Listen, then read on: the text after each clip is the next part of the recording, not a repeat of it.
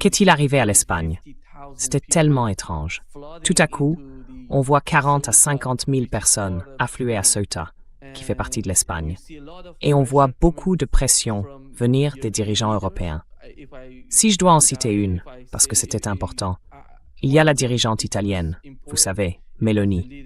Elle a dit qu'elle allait fermer les frontières avec l'Espagne, alors qu'il n'y a rien entre l'Espagne et l'Italie.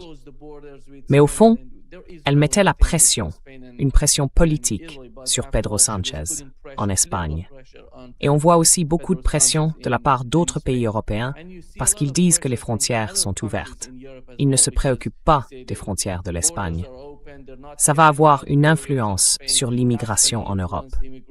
Et hier, nous avons appris par Thomas Massi que 2 semaines avant que des migrants marocains n'envahissent Ceuta, le Parti républicain avait adopté un texte prévoyant 40 millions pour le Maroc, ainsi qu'un rapport de commission.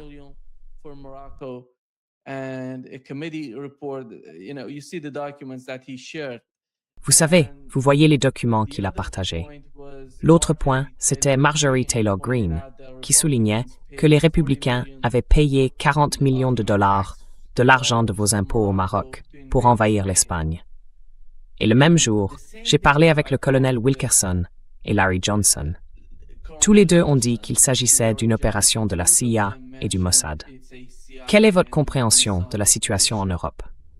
En gros, quand on regarde Donald Trump et son administration, tout tourne autour du contrôle des frontières. Mais quand il s'agit de l'Espagne, on voit ce genre de manœuvre de leur part pour affaiblir ou montrer que les dirigeants européens sont nuls, en particulier en Espagne. C'est une direction de gauche. Ils ne se soucient pas des frontières. C'est pour ça qu'on voit ce genre de choses se produire. Quelle est votre compréhension de ce qui s'est passé?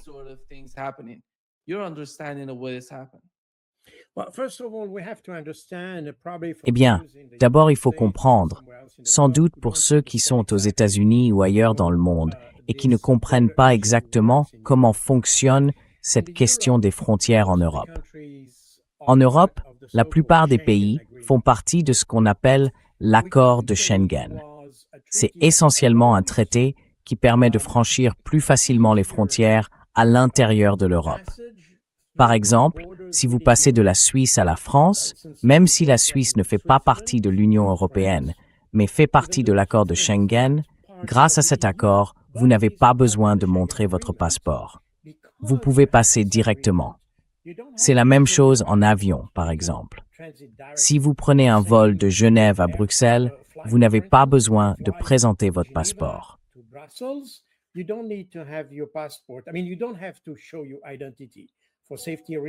Je veux dire, pour des raisons de sécurité, vous n'avez pas à présenter votre identité. La compagnie aérienne peut demander à vérifier le passeport, mais il n'y a pas de contrôle officiel des passeports. Et c'est pour ça que vous pouvez en fait voyager du Portugal à la Pologne sans passer par aucun contrôle aux frontières, si vous le souhaitez. Vous traversez des frontières, mais vous n'avez pas de contrôle aux frontières. Et l'idée de Schengen, c'est d'avoir la libre circulation, le libre passage à l'intérieur de l'Europe. Mais à l'extérieur de l'Europe, il y a un contrôle aux frontières, à la fois douanier et frontalier. Ce qui veut dire que si vous arrivez en Europe depuis les États-Unis, quel que soit le pays, depuis les États-Unis, le Brésil ou n'importe où ailleurs, vous devez présenter votre passeport, votre pièce d'identité, et votre identité sera vérifiée.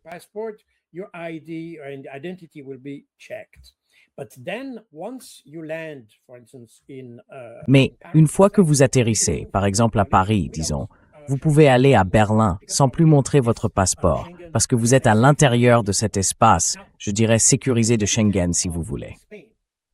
Maintenant, prenons l'exemple de l'Espagne. L'Espagne possède 2 soi-disant exclaves, à Ceuta et Melilla. Ce sont 2 exclaves situés sur la Méditerranée, mais sur la côte marocaine.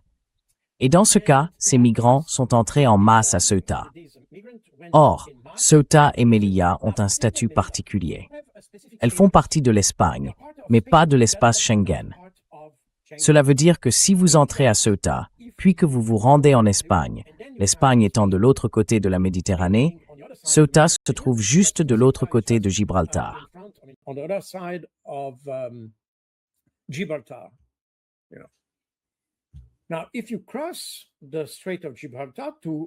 Maintenant, si vous traversez le détroit de Gibraltar pour aller en Espagne, en réalité, vous ne quittez pas l'Espagne, puisque vous allez de Ceuta vers l'Espagne continentale, qui appartient au même pays.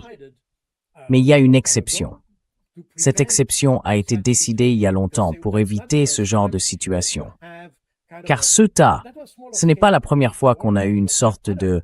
C'était de moindre ampleur auparavant, mais il y a déjà eu d'autres cas, une sorte d'arrivée massive de migrants africains espérant obtenir le statut de demandeur d'asile une fois à Ceuta. Le problème, comme je l'ai dit, c'est que Ceuta ne fait pas partie de l'espace Schengen. Cela veut dire que si vous êtes à Ceuta, le problème n'est pas réglé, parce que lorsque vous passez de Ceuta vers l'Espagne, votre identité est contrôlée.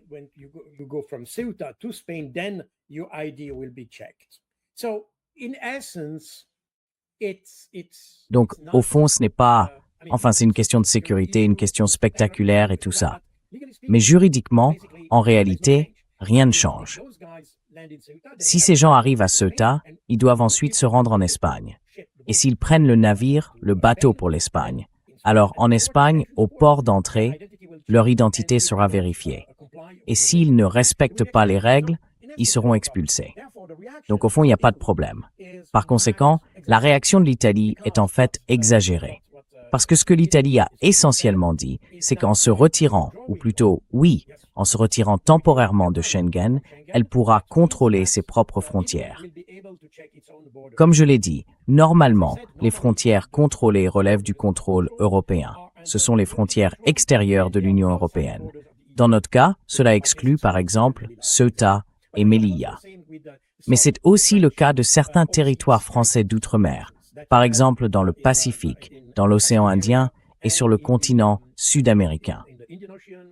Ces territoires sont donc eux aussi exclus de Schengen, tout comme d'autres pays. Par exemple, Chypre fait partie de l'Union européenne, mais pas de l'espace Schengen.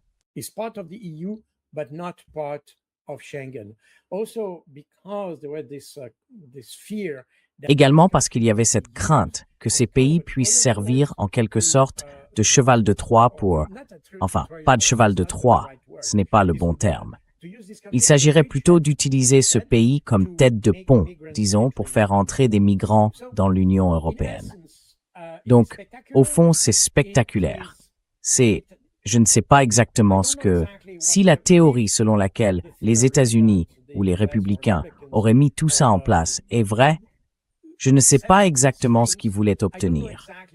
Parce qu'en réalité, ces migrants, si les Espagnols ne le veulent pas, ils n'ont aucune chance d'atteindre l'Espagne. La seule chose qui pourrait être invoquée dans cette situation, vous voulez dire le territoire continental, parce qu'il y a... Le continent, exactement. La seule chose, c'est que récemment, la Cour suprême espagnole a légitimé une loi qui, ou plutôt le Parlement, a adopté une loi qui empêche qu'un demandeur d'asile arrivant en Espagne soit expulsé sans procédure régulière ni procès équitable, si vous voulez. Autrement dit, si vous êtes là sans papier d'identité ou ce genre de document, vous pouvez être retenu, mais vous ne pouvez pas être expulsé vers votre pays d'origine avant de passer devant un tribunal qui définira exactement votre statut. Cela signifie que ces personnes peuvent rester. Et si l'on tient compte des délais et de ce genre de choses dans la procédure judiciaire, cela veut dire que vous pouvez rester ici pendant des années, illégalement, légalement, si vous voulez. Donc ça peut être une explication.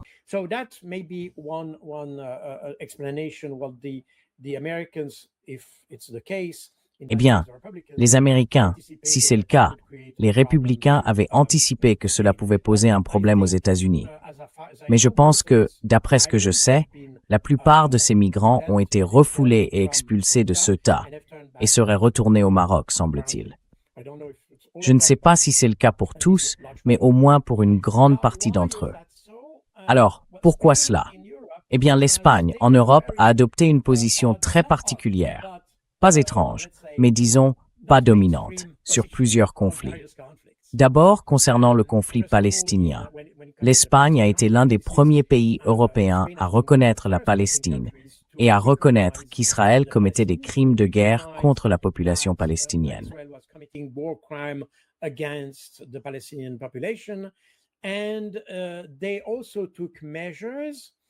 Ils ont également pris des mesures pour réagir à l'extension de la colonisation en Cisjordanie.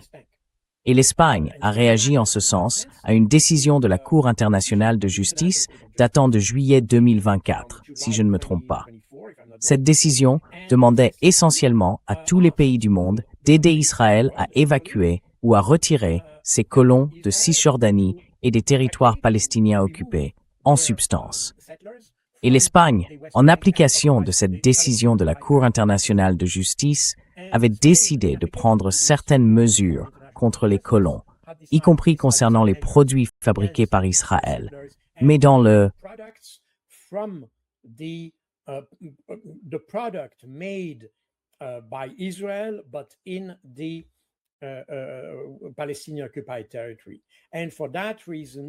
territoire palestinien occupé.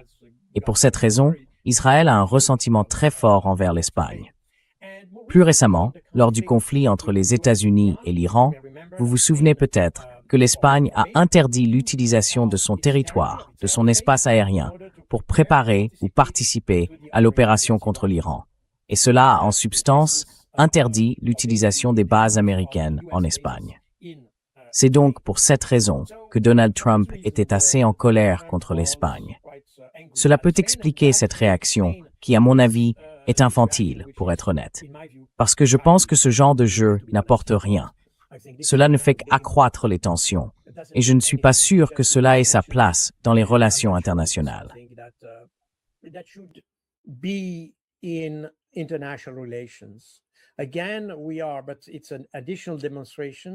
Encore une fois, oui. Mais c'est une démonstration supplémentaire du fait que, dans le contexte actuel, ou dans le paysage international que nous avons aujourd'hui, on s'appuie de moins en moins sur la diplomatie et de plus en plus sur ce genre de manœuvres, de coups tordus, de sanctions et probablement même davantage encore, peut-être des activités clandestines. Mais dans ce cas-là, le cas de Ceuta, c'est à côté d'un jeu d'enfant, littéralement. Parce que je ne vois pas à quoi ça sert.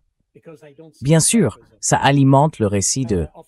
Et je crois qu'il y a aussi un message de Donald Trump disant que les républicains auraient pu gérer la situation bien mieux et ce genre de choses. Parce qu'évidemment, l'une de ses principales priorités aux États-Unis, c'est la prévention de l'immigration illégale, voire même de l'immigration en général.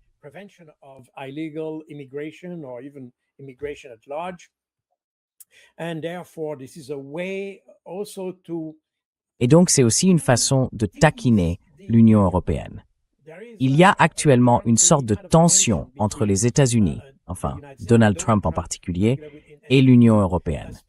Surtout parce que Donald Trump est très déçu que l'Union européenne n'ait pas réagi à toutes ces opérations visant à ouvrir le détroit d'Ormuz et à agir contre l'Iran. Et comme les Européens n'ont pas voulu s'impliquer dans ce conflit, Donald Trump a estimé que c'était une sorte de trahison de la part de ses alliés de l'OTAN. Même si l'OTAN ne s'applique pas au Moyen-Orient. L'OTAN, c'est l'organisation du traité de l'Atlantique Nord. Cela veut dire qu'elle opère essentiellement dans la zone de l'Atlantique Nord et non dans d'autres régions du monde. Il y a eu une certaine extension du sens des mots concernant l'implication de l'OTAN en Afghanistan.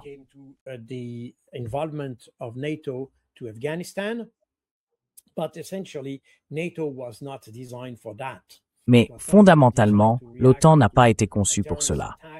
Elle n'a même pas été conçue pour réagir à une attaque terroriste comme celle que nous avons connue en septembre 2001. Mais là, c'était sous le coup de l'émotion. Ils ont étiré l'interprétation du texte pour cela. Mais fondamentalement, l'OTAN n'est pas conçue pour s'engager dans une guerre dans d'autres régions du monde que la zone de l'Atlantique Nord, et certainement pas quand cet allié de l'OTAN a déclenché la guerre. Encore une fois, l'OTAN a été conçue, et bien sûr, Beaucoup de gens peuvent en débattre et le contester. Mais elle a été conçue comme une organisation défensive. Cela signifie que si un pays européen était attaqué, à l'époque par l'Union soviétique ou le pacte de Varsovie, le pacte de Varsovie a été créé presque 5 ou 6 ans plus tard, en 1955. Mais avant cela, l'OTAN n'existait pas. Pardon, le pacte de Varsovie n'existait pas.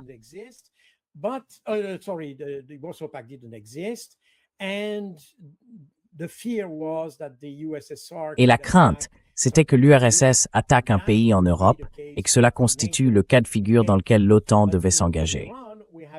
Mais en Iran, nous avons la situation inverse. Nous avons un pays de l'OTAN, à savoir les États-Unis, qui attaque une partie tierce qui ne se trouve même pas dans la zone de l'OTAN. Donc juridiquement parlant, les pays de l'OTAN n'étaient pas tenus d'agir ni de répondre à une quelconque sollicitation des États-Unis dans ce cas-là. Je veux dire, ils peuvent le faire dans le cadre de relations bilatérales. C'est possible. Mais le cadre de l'OTAN ne suffit pas à justifier une implication européenne et un alignement avec les États-Unis contre l'Iran.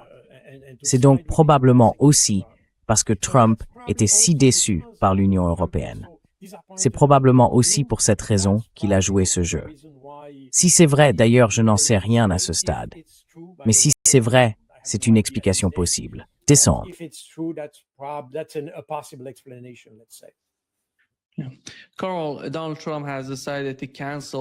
Donald Trump a décidé d'annuler l'attaque contre l'Iran, qui devait être une attaque massive contre les infrastructures, les réseaux électriques, tout en Iran. En gros, vous savez, exercer une forte pression sur le peuple iranien, puis sur le gouvernement iranien. Or, l'Iran a dit qu'il répondrait de la même manière. Si vous nous attaquez, nous attaquerons les pays du CCG avec Israël. Parce que les États-Unis ont dit qu'ils attaqueraient avec Israël. Et sans la participation des pays du CCG à cette attaque, il ne leur était pas possible de lancer une attaque massive sans utiliser l'espace aérien saoudien, l'espace aérien irakien, tous ces espaces, vous savez, comme ils l'ont fait le 28 février.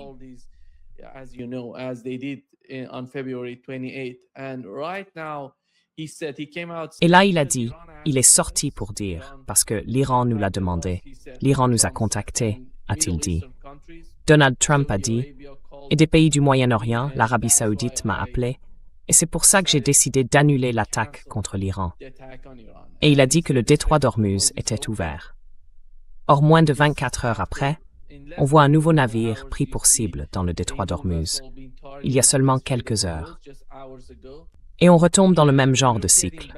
Les États-Unis tentent de passer par le détroit d'Ormuz, l'Iran attaque, puis les États-Unis vont répondre. Mais ce qui est important dans toute cette affaire, ce sont les négociations entre l'Iran et Oman.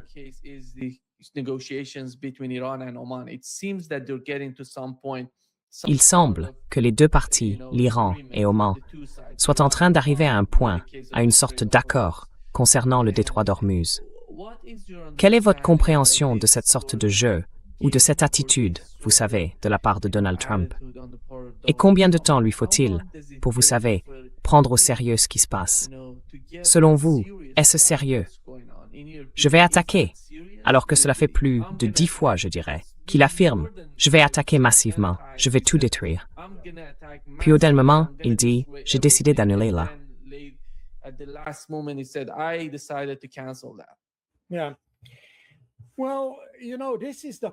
Oui.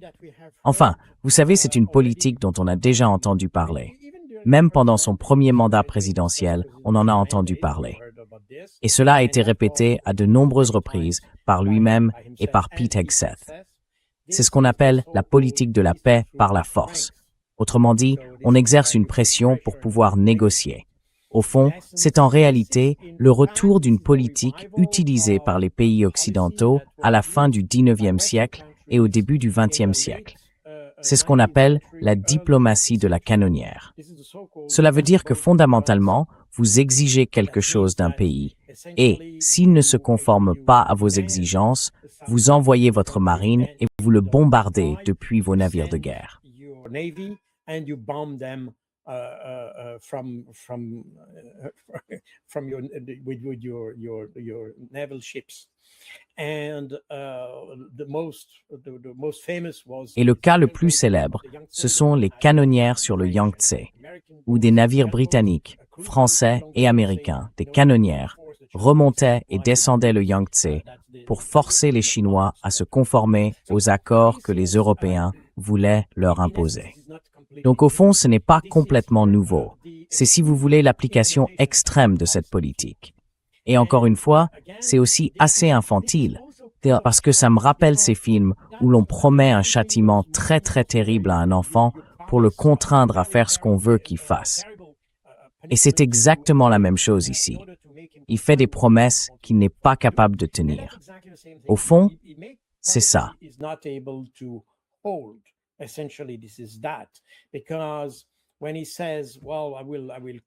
Parce que quand il dit « Eh bien, je vais vous écraser, je vais vous détruire », d'accord, il peut probablement causer beaucoup de dégâts, cela ne fait aucun doute. Mais les dégâts qui viendront en retour annulent certainement le résultat de la première frappe. Donc, en réalité, on est dans un jeu à somme nulle, et cela n'a aucun sens. Mais c'est ainsi que Trump conçoit la diplomatie. Encore une fois, c'est l'art du deal. C'est exactement ce qu'il appelle l'art du deal. Et il pouvait probablement avoir ce genre de comportement sur le marché immobilier à New York. Je veux dire, il ne s'agissait sans doute pas de tuer des gens ou de détruire des choses, mais il pouvait exercer beaucoup de pression sur les gens pour obtenir ce qu'ils voulaient obtenir.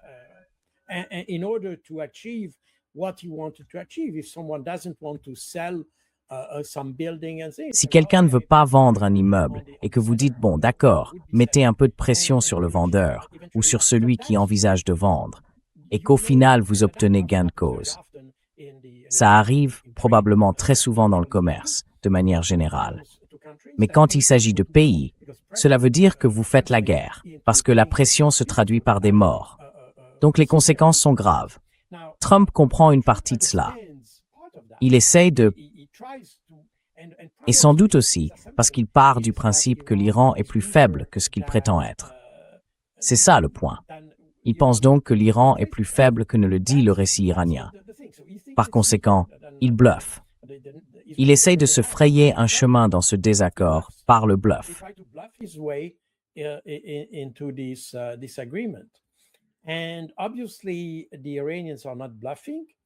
Et évidemment, les Iraniens ne bluffent pas.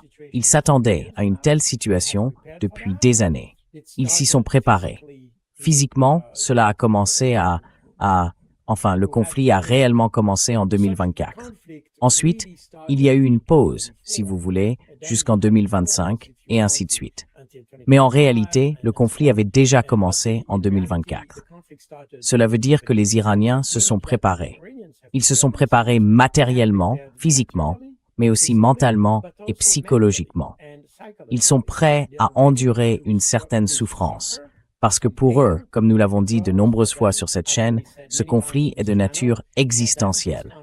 Nous sommes donc, une fois de plus, face à une sorte de politique délirante de Donald Trump. Pas même une politique de sécurité, mais une politique étrangère.